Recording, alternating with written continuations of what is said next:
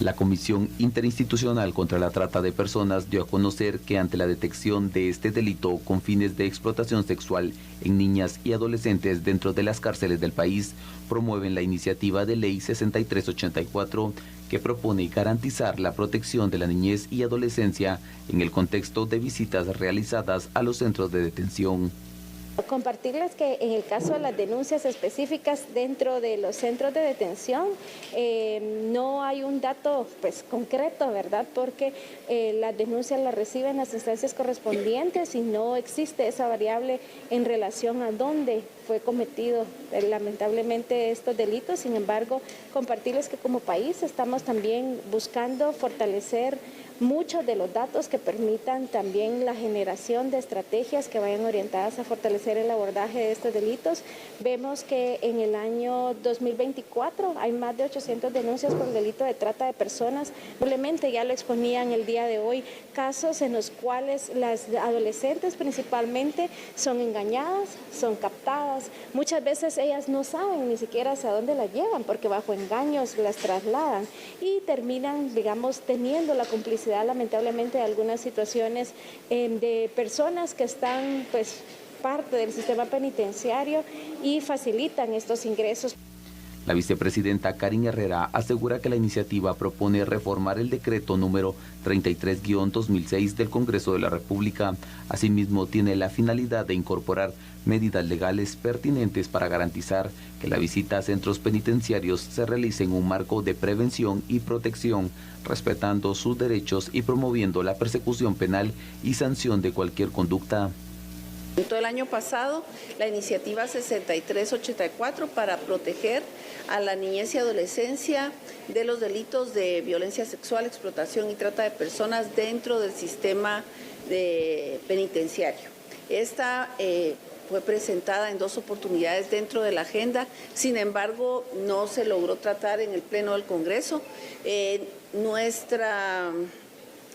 Esperamos, ¿verdad?, que en este año sea priorizada porque es una iniciativa noble que lo que busca es proteger, prevenir, preservar la dignidad de la niñez y adolescencia. Finalmente, la comisión hizo un llamado al Pleno del Legislativo para que aprueben la iniciativa y actúen con urgencia en la protección de los derechos de las niñas, niños y adolescentes. Vamos a hablar sobre esta problemática que tanto está afectando a nuestro país y especialmente está ocurriendo en las cárceles de Guatemala. La trata de personas, que por cierto es un delito y una grave violación de los derechos humanos que consiste en la captación, el transporte, traslado, acogida o recepción de personas mediante el uso de la fuerza, el engaño, la coacción, el abuso de poder o de una situación de vulnerabilidad con el propósito de explotarlas. La trata de personas tiene efectos devastadores en las víctimas, incluyendo traumas psicológicos, pérdida de libertad, violaciones a su dignidad, problemas de salud y exclusión social. Es difícil saber que este problema y este delito está pasando no solo en las calles de nuestro país, sino en las cárceles también, imagínense. ¿Cómo es posible que esto esté ocurriendo? Nos preguntamos, pero pasa y se ha denunciado en repetidas ocasiones y probablemente se está dando en este momento, no lo sabemos.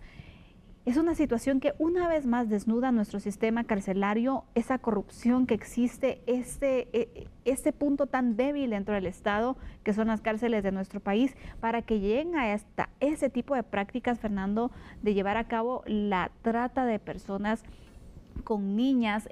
Se han dado casos y se han denunciado casos menores de edad ingresando y todo por el pago que hacen tal vez a un guardia, que hay complicidad, porque te preguntas, ¿cómo entran entonces estas personas a los centros de privación de libertad? Claro. ¿Cómo? Una vez más, la corrupción dentro de este sistema, ¿no? Yo creo que cuando se habla de corrupción y se utiliza aquel concepto del monstruo de las 1000 cabezas, ahí es justamente lo que puede llegar uno a entender cómo en cada uno de los distintos ambientes que los guatemaltecos vivimos a diario dentro del territorio nacional puede existir esa actitud de parte no solo de quien corrompe a una autoridad, sino que por supuesto esa autoridad que se deja corromper. Y entonces en ese ciclo vicioso no importa realmente qué suceda en cuanto a el pago, en cuanto a ese compartir una riqueza ilícita que dentro de nuestro código penal, dentro de nuestro ordenamiento jurídico se llama cohecho. Y el cohecho puede ser activo y puede ser pasivo. ¿Quién lo da? ¿Quién lo recibe? Ese pago de una mordida, como lo conocemos todos los guatemaltecos.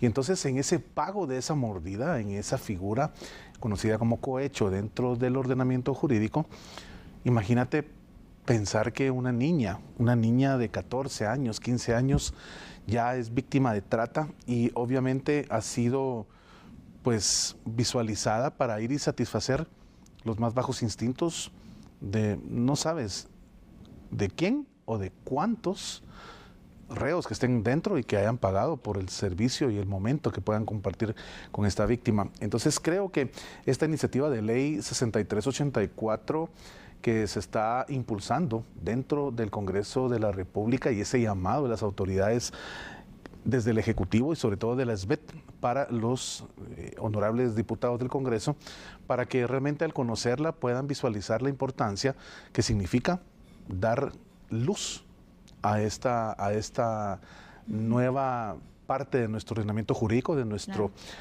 derecho positivo, y que por supuesto al conocerla puedan realmente permitir que nazca la vida jurídica.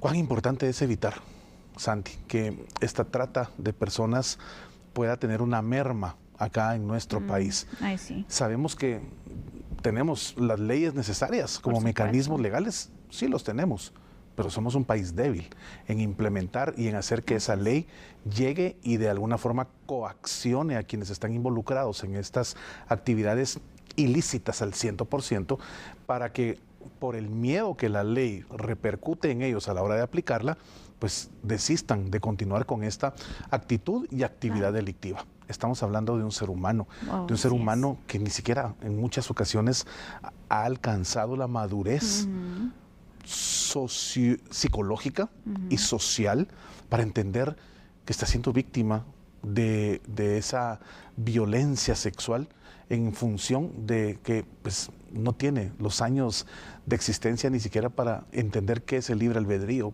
cómo puede determinar si sí quiere o no quiere tener una relación con otra persona cuando se supone que debería existir un sentimiento de por medio.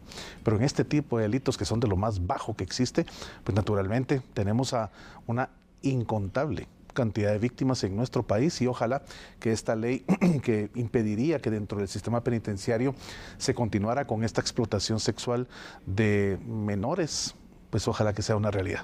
Sin duda alguna, Fernando.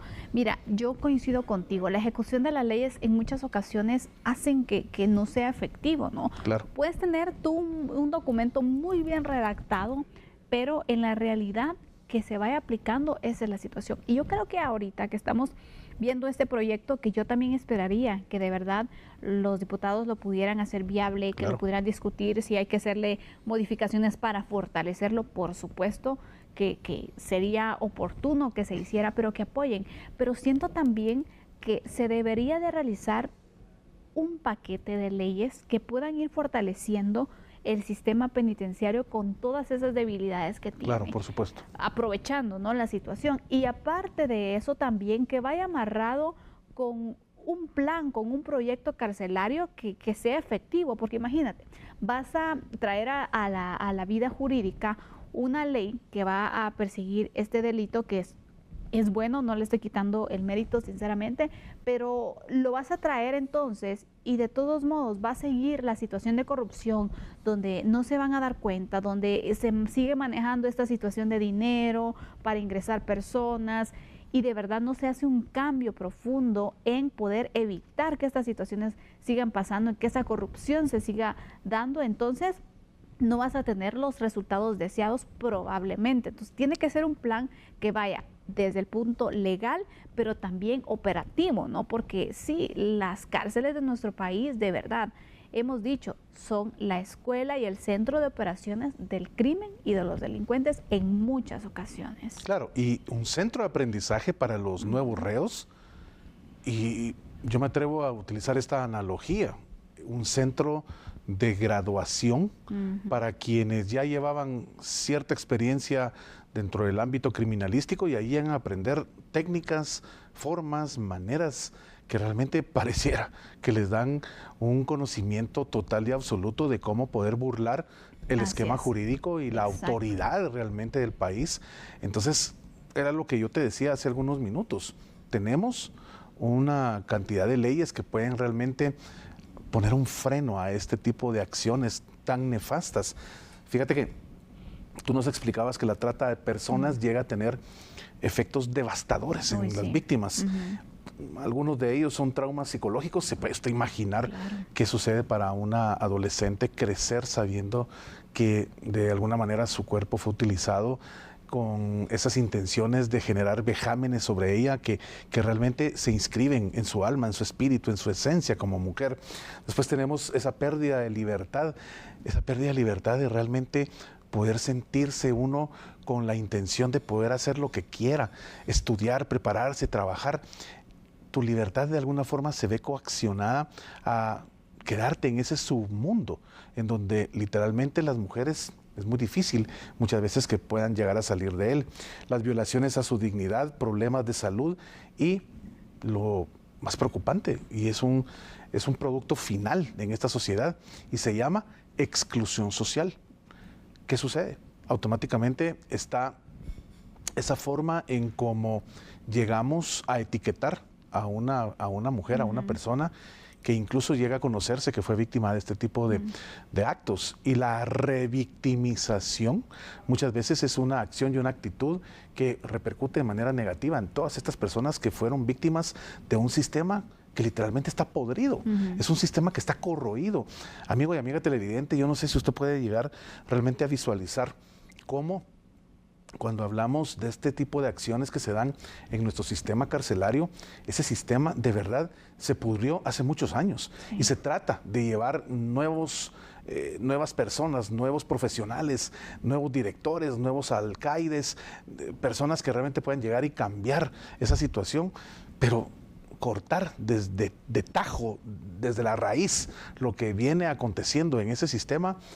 Te digo una cosa, no es un trabajo de 1 año, 2 años, es un trabajo que realmente necesita gota a gota llegar hasta esa esencia y buscando obviamente no solo mejorar obviamente el sistema carcelario per se, sino que también evitar de alguna manera todos estos espacios en donde se llega a afectar a menores de edad que llegan a crecer con ese pensamiento de que literalmente no sirven para nada dentro de la sociedad y no puede ser eso posible. Definitivamente no, Fernando.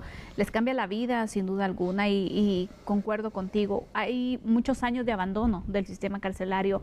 Creo que no hemos tenido quien tome en serio esta situación y que de verdad pueda trabajar por cambiar y fortalecer el sistema penitenciario en nuestro país para poder de ahí empezar a cambiar la realidad y la criminalidad, no poderla combatir también de adentro, porque no solamente combatirla con los que están afuera, que están realizando robos, asesinatos, secuestro, trata de personas que afuera se vive, sino también adentro. Entonces creo que tiene que existir un plan de verdad con ese compromiso para poder priorizar también este tema, que en seguridad es parte de las debilidades que tenemos también. Sabemos que la trata de personas en los centros carcelarios no solamente involucra a mujeres, a niñas, sino también a niños. Imagínense ustedes la realidad de nuestro país en estas cárceles de Guatemala, que sin duda alguna son una vergüenza y son un punto débil para nosotros. Ojalá que con esta ley, con esta iniciativa se pueda viabilizar y se pueda hacer un compromiso de las autoridades para ir cambiando poco a poco. Sabemos que es un esfuerzo que llevará tiempo,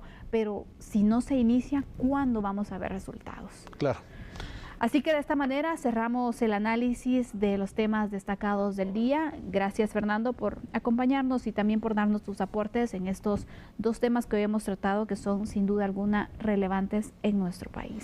Sandy, es un gusto compartir contigo como siempre. Te deseo la mejor de las noches y por supuesto para usted, amigo y amiga televidente, el agradecimiento y el favor de su sintonía y por supuesto recordarle que mañana nos volvemos a ver aquí en A la Medida a las 9 de la noche. Vamos a la pausa, regresamos enseguida con noticias internacionales.